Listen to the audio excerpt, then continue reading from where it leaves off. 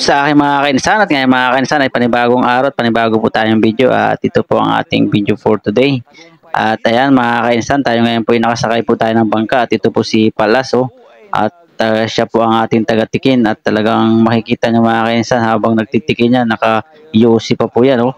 Talagang malakas yan mga kainsan, si Palas. At ito tayo ngayon mga kainsan sa Tagumpay at kasamahan ko rin nga po pala mga kainsan aking pinakamamahal. At ito nga po rin po pala si Kuya Elias. Shoutout nga po pala dyan ang ating kapitan. Yan po ang ating kapitan. At dito nga sa lagay na ito mga kainsan, tayo ngayon po ay nagbabiyahe na. At matatanaw nyo rin mga kainsan yung tubig po namin dito. Ayan po, napakalinaw po nitong tubig namin dito. Napakaganda po. Tanaw po dito ang isda kahit nasa ibabaw ka lang po. At napakalinis po talaga ng tubig talaga dito sa amin. Kaya napakadami rin pong naliligo dito at dumadayo. Ayan, nagbabiyahe na tayo ngayon mga kainsan. At dito itanaw din nga po pala mga kainsan ang lugar ng Marinduque at Sibali. Ayan po. Malapit lang po dito ang Marinduque sa amin. Katapatan lang po yan.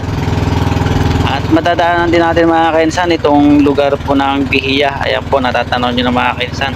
Yung white sand po nyo nakikita na yan. Ayan po yung Bihiya Beach. At yan din po yung mga dinadayo dito ng mga tao at naniligo po dyan.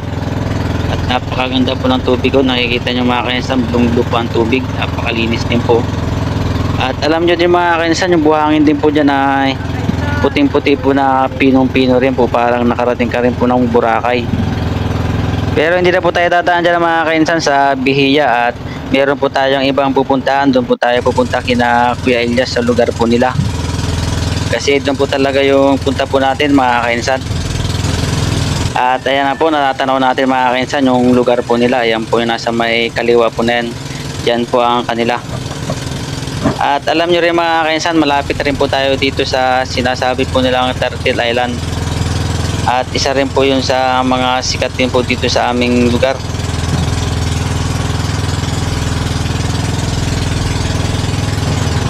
Yan na mga kainsan, papasok na po tayo dito kina Kuya Elias na lugar. Ayan po.